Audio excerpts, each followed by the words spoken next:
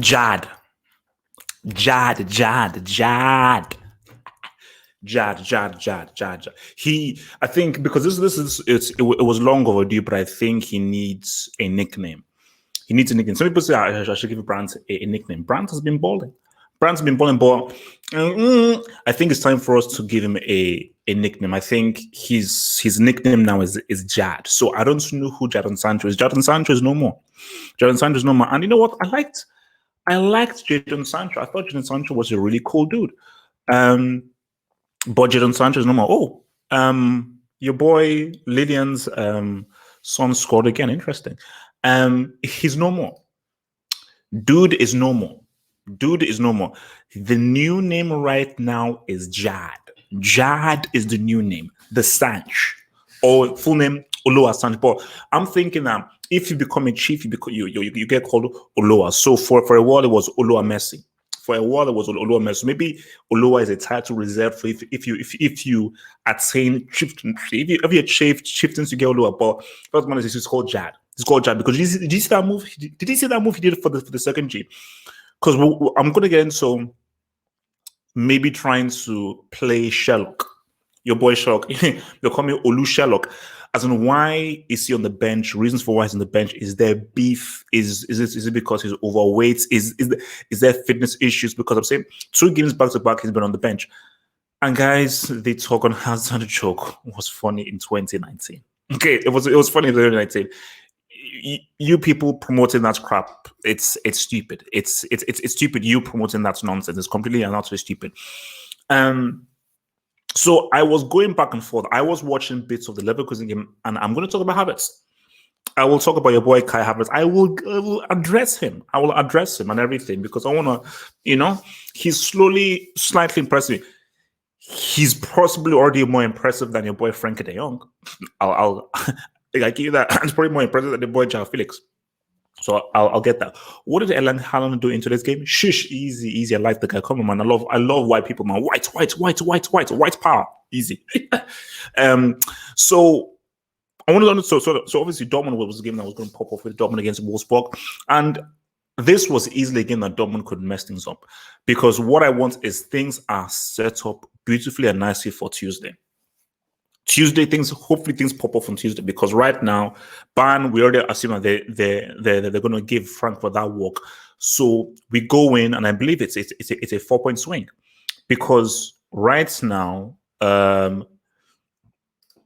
Dortmund are 1 point behind things. So obviously, if your boys win, they will go 4 points ahead. So into that game on Tuesday, assuming that Bayern win, which they will win, it's now like a 4-point swing.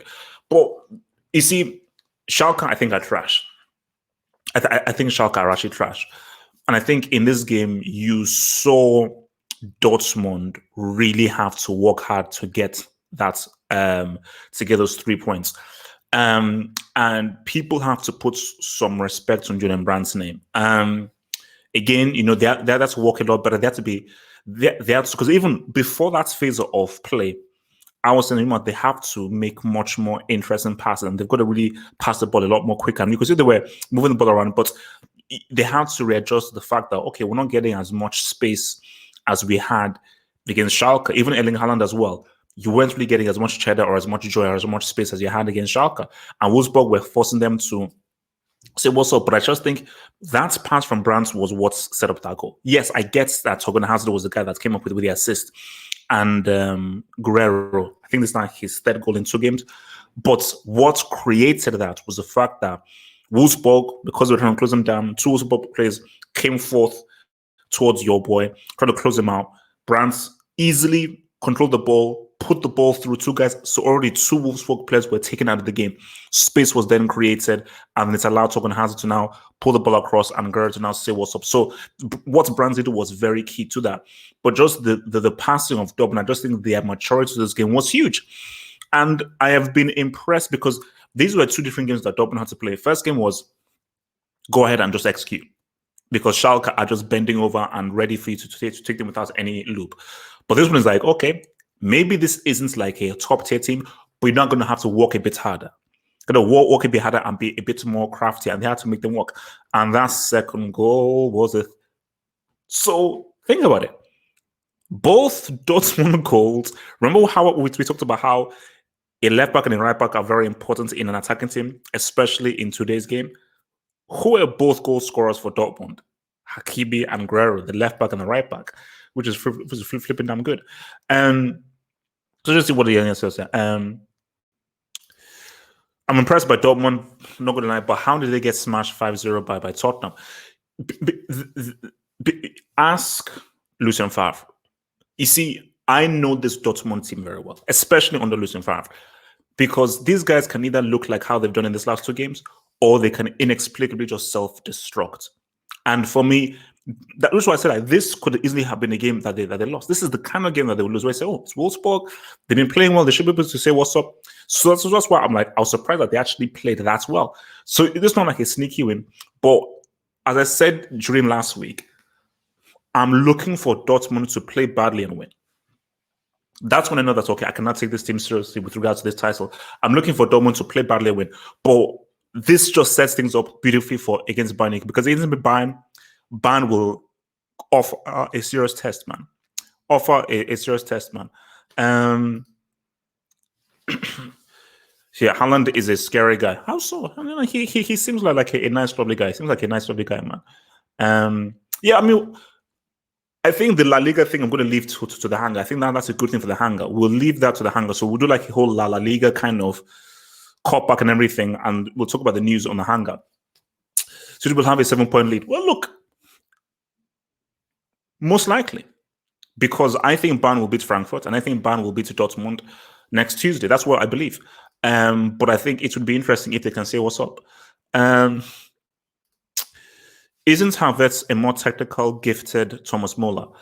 Thomas Muller is a very different player. I wouldn't even liken Havertz to Thomas Muller. You know, Thomas Muller is a very unique kind of player. What he is, Havertz is, even when I first looked at him and everything, you can notice that he's a technically gifted football player. Like, he's good, he's decent. Just that I didn't understand why he was given as much hype as people gave him. And I don't understand the huge amounts of praise that he was given when it was like, okay, what have you really done? You know, you've not really done anything to really show yourselves. But again, so just reflecting on the game again. So just even before Sancho came on, I am really impressed by how Brandt is running things. And you can tell that Brandt has been given a lot of responsibility in that midfield. And you're seeing that guys are really looking for him. Because it just seems as, I don't know, maybe it's a whole lockdown thing and everything. The passing of Dortmund is much more impressive. It's much more inventive. It's much more creative. It's much more imaginative.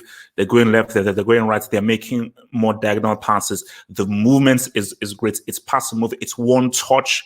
So it is really good to see. And really, it's that one touch nature and that quick, intricate passing is what led to both goals. It's really what led to the first goal. The second goal was really Jad saying what's up. Jad was what really engineered that first goal, man. But again, it's like, look, at 1-0, you always are a danger of going down, and Wolfsburg did have a few opportunities. Obviously, they were trying to hold up their defensive line and trying to make it hard for them. But Dortmund were always in the danger of, you could screw this up. If you don't get that secondary, you could 100% royally screw this up. So then came on Jad. So let me just first talk about the whole Jad goal, and then I'll talk about the whole situation that I think is happening with Jad, then we'll get over to Havertz. I think first few moments, even I said to myself that, does Jad look like if he's lost a step? Does it look like if he's lost a step? Because he doesn't seem, because there were a few times where he made a few bad passes. He was just a yard too slow compared to everyone. So I was like, okay, so maybe is this why he has been left on the bench for Torgan Hazard? Guys, by the way, Torgan Hazard, he's decent at best. He's decent at best, but the guy is he's a tier 3 player. The guy is tier 3 at best. the guy ain't sniffing tier 2 whatsoever. And tier 3 is still good, but he's tier 3. So I was like, how is it a Torgan Hazard is playing ahead of flipping Jad? So, but then when I first saw the few moments, I was okay, maybe Jad isn't really fully fit yet. Maybe Jad isn't fully fit yet. But as the game wore on, his touch was now getting there. He was now being much more bold. And it was interesting. He was playing right in the middle. So that's number 10 position. similar to the position that he'll be playing for Chelsea. So this was a great advertisement for what he can do for Chelsea. So because he had Chelsea scouts sitting in the stadium. So Jad was like, look, man, let me try and impress the Chelsea scouts so I can put forth a great claim to really help Chelsea get that treble. That was what he was doing. I remember that. But the move Jad did to create that G, was huge. It was huge. Because that dribble was what set everything up. That's what pops everything up. And as he was going through, I thought, oh my gosh, is Jad now going to try and go for goal and try and maybe make a point to Fabio, bro, you shouldn't even bench me. But then Jad was like, no, boom, I'm going to let him run through. You're going to think I'm going to shoot beautifully late for Hakimi. And my gosh, guys, can we give Hakimi some praise? Can we give Hakimi some praise? Real Madrid, you must not under any circumstance let this child of Zion, this child of Babylon, you must not let this child of Babylon go away because this guy is money. Hakimi's money. That was a niche. That was a niche upon niches. So I think with the whole Jad thing, I do really believe that it might be a fitness issue. I think it might be a fitness issue that's really going on there, which is what, because he's too good. But my thing is that even if it's a fitness issue, I mean, like, I get that, okay, maybe you want to slowly ease him back into fitness, which is fair. But man, the guy's touch, his footballing brain, his footballing skill, his movements and so forth, it's money. It's money, man. Jad is money, and that's why I just love watching this kid. He's one of the most exciting kids out there. Like, for me, he is the most exciting English player since Joko. For me, of how I view football, he's the most exciting English player since Joko. Joko is a player who England failed to appreciate. England, if they had any sense, don't build a team around Jadon, but build a team around. Joko. That's what they should have done. And if England are smart, build a team around Jad. Build a team around Jad, because for me, Jad, 100%, if every single game I see of him, he is solidifying himself to be one of the best young players in the world. Easily one of the best young players in the world. So my thing now is, I want to now touch upon Kai Havertz. So, people have been saying Havertz is the next big thing, and I've said that's okay. You guys are smoking crack. And for me, every time I had seen Havertz, I'm like, this is another case of a hype beast. People hyping up a player for no flipping apparent reason. But in his past, I think in these 2 games right now, your boy has now scored 4 Gs in the last two games. Because I saw his first goal that he scored today, and that was a perfect run, a damn good run. So he's a cam. I believe he's like a cam stroke in number 10. But that run that he made, again, good pass by Bellarabi, but the key to that was the run. The run was perfectly timed, and it was a nice finish. Nice, good finish. So I was like, okay, this is impressive. And for that penalty, and we can really talk about the penalty and everything, but that penalty, he really created the through ball. And my thing is this is what really interests me now. How old is homeboy? He obviously is not as old as... Wow. So let me ask you guys this. He's 20 years old. Is this the youngest captain of like a major side? A 20-year-old captain? Because I'm pretty sure he was wearing the captain's armband, unless I'm going crazy. I'm pretty sure he's wearing the captain's armband. And he's 20 years old. Yeah, he's 20. So, and he's 20 and he's captain. That's insane. So I think that obviously shows how much he is valued at Leverkusen to be that young and be the captain of the side. And I think from watching it, he's clearly their team's best player. But not only their best player, he's actually literally the most influential player, because he's the creator, he's the engineer, he's the instigator. He makes things happen, and really he is the nucleus. and the life force of the team. So I think when you now take that into account of, De Ligt. Wow, De Ligt was 919. Yeah, true. De Ligt was 919. The Ligt was 19. That's great. But for me, as I've always said, I mean, we may talk about Havertz a bit on tonight's hangout. I need to see more. I need to see more. And for me, I need to see you do it in bigger games. Because Mönchengladbach is cool. Mönchengladbach not a major side. Yes, they've done well this season. I want Havertz to say what's up to Bayern. I want Havertz to say what's up to Dortmund. I want him to say what's up to those two sides.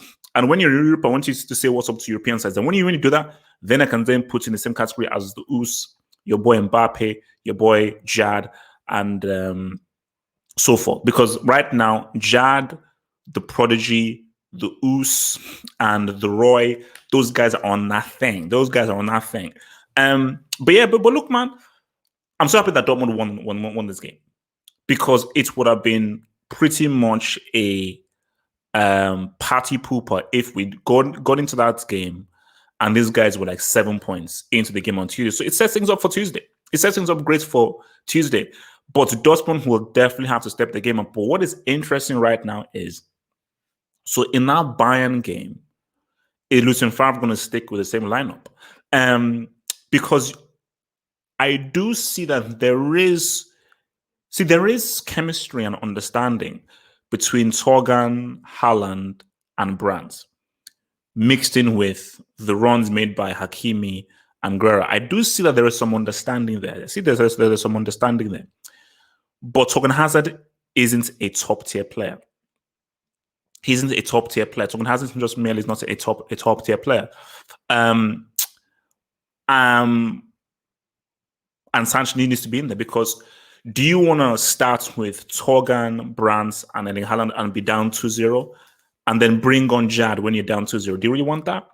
Or do you want to just start at the front foot? So this is my belief. I don't know what you guys think. I feel that he doesn't believe that he is up to high-tier fitness.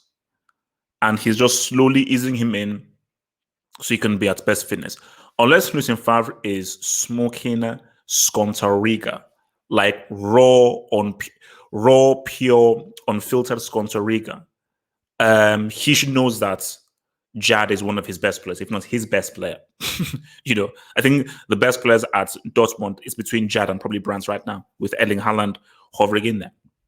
So, best transfer of the season.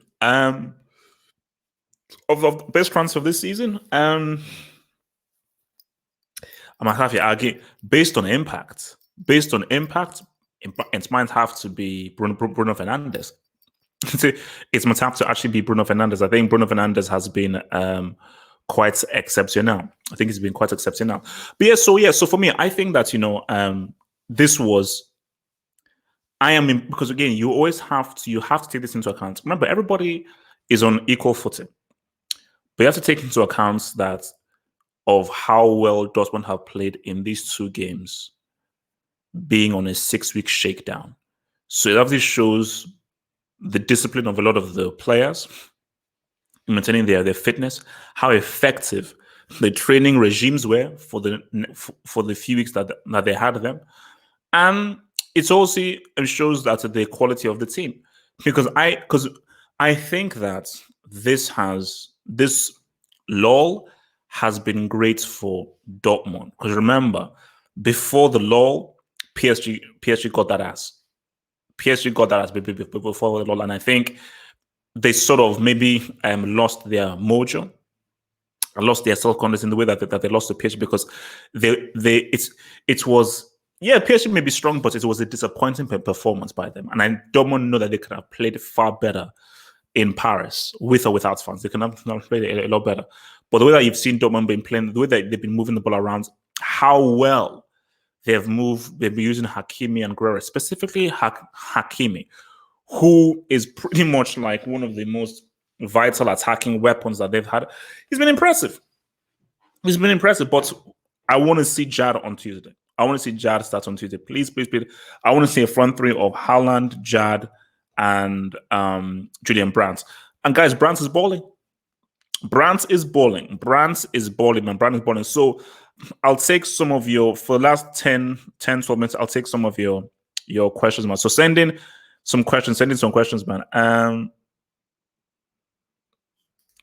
Bruno turned United from lower mid-table L holders to Arsenal. No. Bruno Fernandes, his impact in such a short amount of time, like I can't think of any other transfer who has been as effective as Bruno Fernandes. Like I can't think of one. He has just hit the ground running fully, man. Um, so yeah, I mean, Fernandez has been money. Fernandez has been money. Now, will he sustain it? Is it a flash in the pan? We'll have to just see.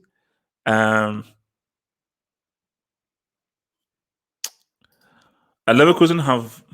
Oh yeah, and I remember. I remember watching that game. But in that game, I don't remember Kai Havertz having that an amazing game. I believe that is Hansi Flick's only loss. So that was weird because I think Bayern were on somewhat of like a good run then. Because I don't think that was Niko Kovac. I think that was Hansi Flick. But again, I don't know how well your boy Havertz actually played in that game specifically. All right, what else? What else are you guys saying, man? Why is someone mentioning Dele Alli? Why is someone mentioning Dele Alli, man?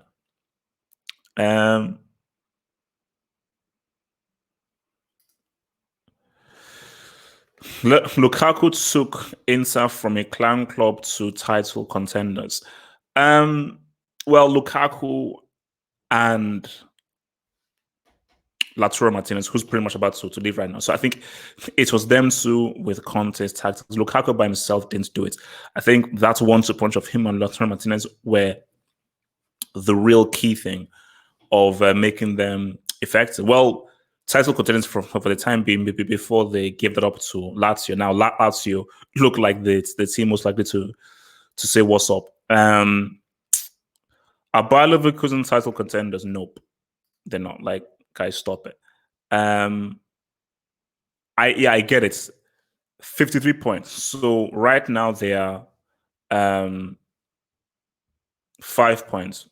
So they have 5 points behind Thingy. 5 points behind Bayern. So looking pretty good. They're looking pretty good.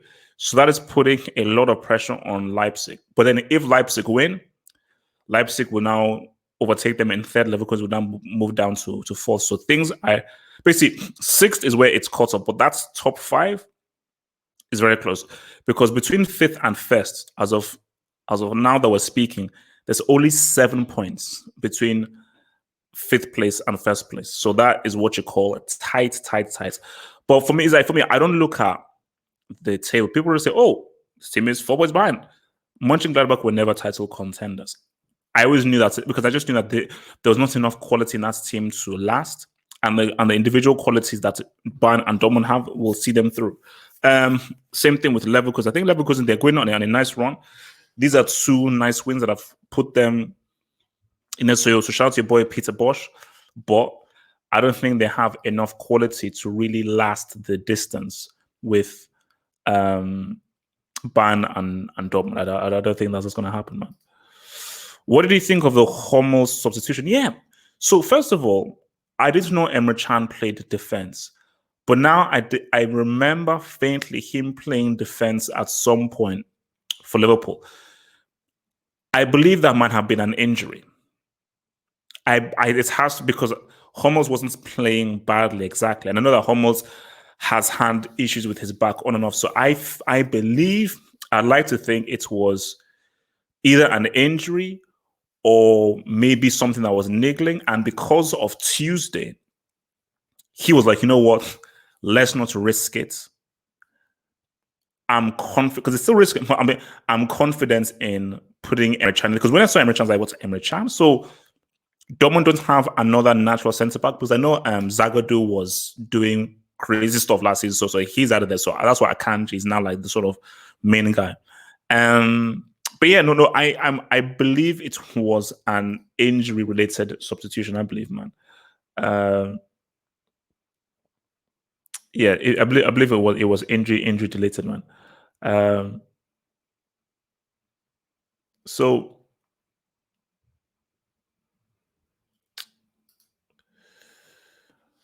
like, why didn't Godin and Skriniar become a legendary partnership this season?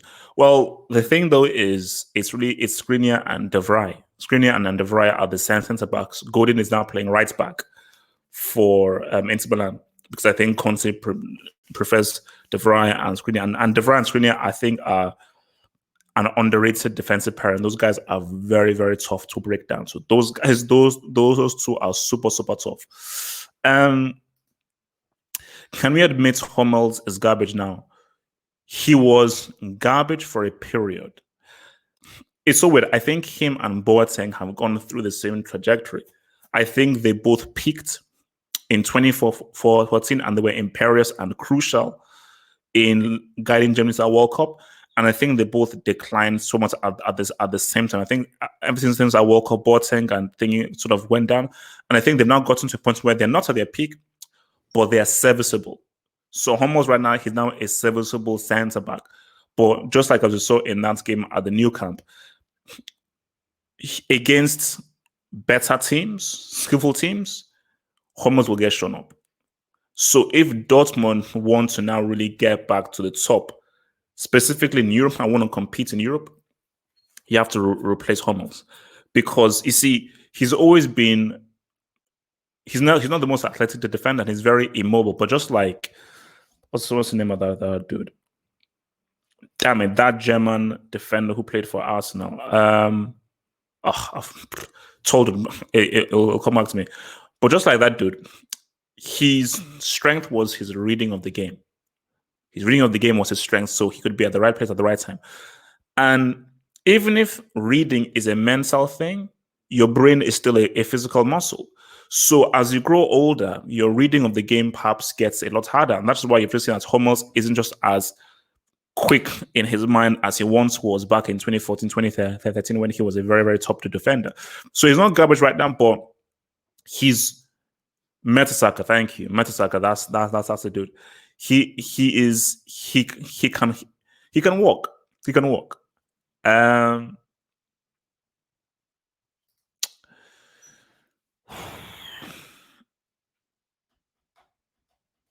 That's interesting.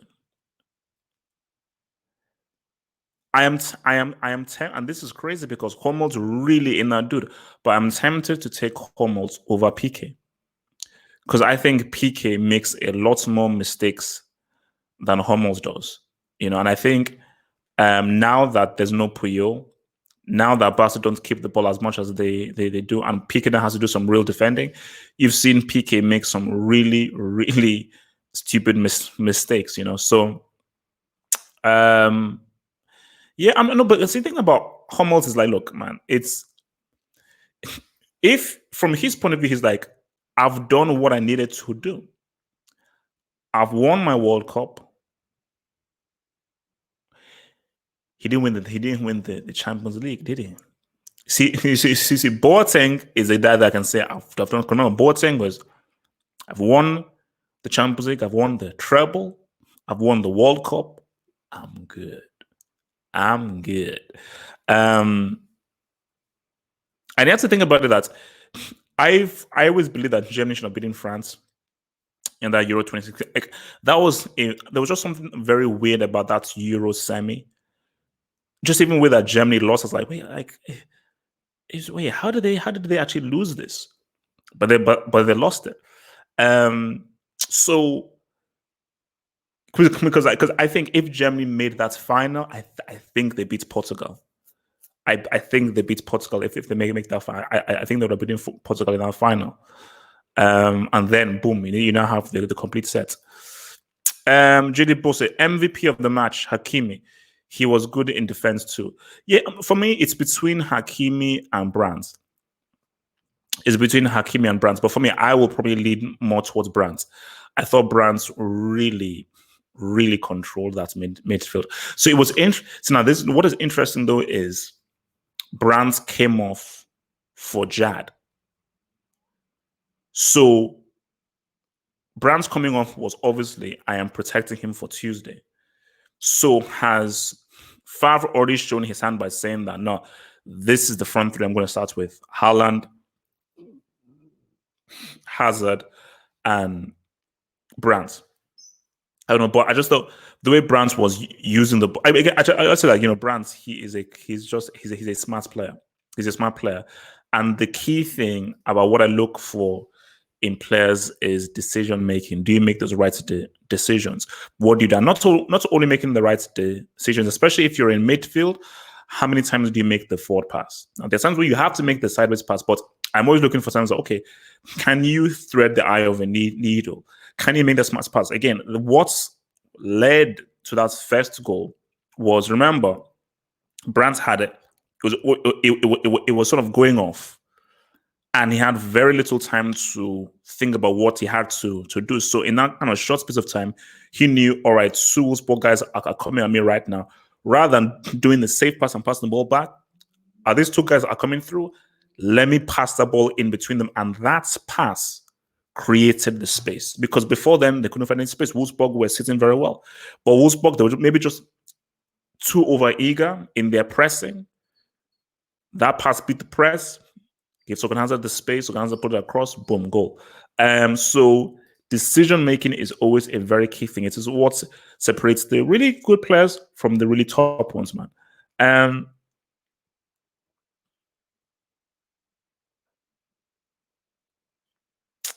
Actually, he's called Jad. He's called Jad. That is his new name. I don't care what anyone says. That is his new name. Jad is his new name. I don't know who Jadon Sancho is. I don't know who Jadon Sancho is. I don't know who flipping. His name is Jad. His name is Jad. Okay, we have Zad. We've got Jad. Okay, we've got Jad. We've got Jad. Yeah,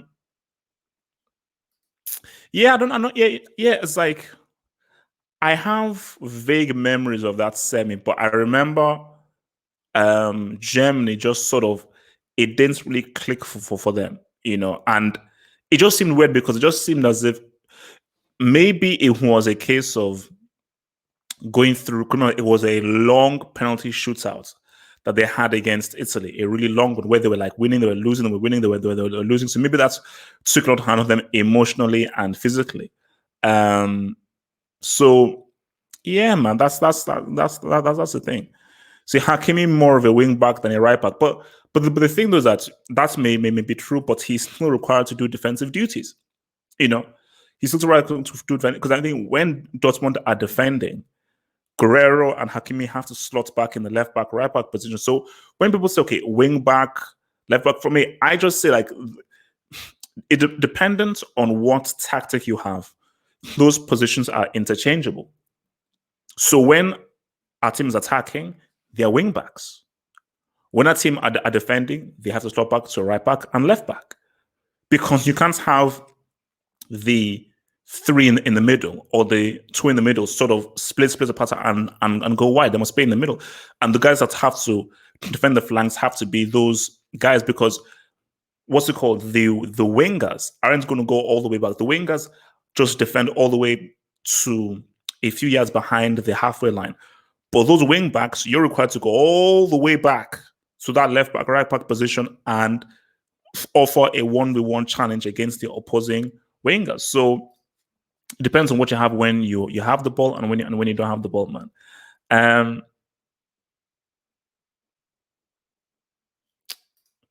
The thing is that we need to appreciate what Griezmann has done for France. The man created the first two goals in a World Cup final. Respect. Griezmann is a side chick. I don't know what other ways to say this. I don't know whether you want me to say this in French or German and everything. Griezmann is a side chick. He'll always be a side chick. He was born a side chick and he'll always live and be a side chick for the rest of his life. And being a side chick can be cool. Being a side chick actually has its perks, man. Okay, so it's not so bad being a side chick, man. So that's what it's about. So it's all cool, man. So guys, man, look. So yeah. So basically, our next live is Bayern against Eintracht Frankfurt one. So it's Bayern against Frankfurt. I expect Bayern to get that ass. expect them to reach us, but I expect them to beat the living crap out of France. Well, not beat the crap out of them, but I expect them to win. But I think what I'm looking for from Bayern is an improved performance. I think Bayern, because remember, Tuesday. So I think Bayern wants to give forth a strong performance to put them in the right frame of mind come Tuesday. So I definitely want to see more from Gnabry, more from Lewandowski, and more from Alcantara. I want them to really take over the game and really say what's up. So I want Bayern to really raise their levels. And so Lewandowski is on what, 26 goals? So I think they're like 8 or 7 games left. So it'll be interesting to see if Lewandowski breaks the 30 goal. So let me ask the live chat. Does Lewandowski break the 30 goal barrier this season? Does your boy Lewandowski break the 30 goal barrier this season? We know that he's not winning the Champions League because we know that he's allergic to showing up in big Champions League games. But so do you believe that he'll break the 30 goal barrier this season in the league for Bundesliga? Because he's right now on 26 Gs. He's right now on 26 Gs, man. But no. What we'll save the La Liga talk. We will save the La Liga talk for tonight. But June 8th, and two of the best players in the world right now, the Us and Zad, will be coming back, man. I mean, that is, guys, you don't understand. Like, that is Zad coming back is because listen, all of us remember, like, we had a whole stream where all of us said that the one player that we love watching the most is Zad. That's what everyone said. Remember, I did a poll, and I think 95% of you said no, Zad is the player that we've missed the most, and is a player that we want back. So I think, guys, this is a great news for all of us that we are having him back. And I think we just have to pat ourselves on the back that all of our favorite players will be coming back, specifically Zad. Since all of you guys will be happy that Zad will be saying what's up, and it should be a celebration, guys. It should be a celebration that a top 3 talent, a top 3 player, is saying what's up, man. So Barcelona are so trash they can't defend a 3-0 lead. Don't put that on the Us. Don't put that on the Us. So you guys are such a bunch of losers. You're such a bunch of chokes that because the Us didn't score the 4th to make it 4-0, you really forgo a 3-0 lead. That is what you call sad and embarrassing. A whole Barcelona, you can't defend a 3-0 lead. That is crazy. But I think it is true that this is what everyone in the live chat has wanted, because again, we already said that Zad is a player that we want to see coming back. European Cup winner, was close to winning a World Cup. Top 3 in the world right now. I think at his best, he's won, but he's obviously won behind your boy Messi when he's fit. So it's all good, man. It's all good. And I just want the Us just to show people what he can. I just want Us to show people what he can. So yeah, man, it's all good. It's all good in the hood, man. Guys, I will see you guys at around 7:25. So yeah, I'll see you guys around 7:25 for more of this lovely stuff, man. So remember, guys, stay real, stay good, eat your veggies. I'll be back here 7:25 for the Bayern Munich Eintracht Frankfurt post-match analysis. Your boys out. Peace out. Become a Football Hut member and gain access to cool emojis on the live streams and get access to new YouTube content by clicking the join button here. And to view that new content, head over to the YouTube channel homepage and click on the community tab over here.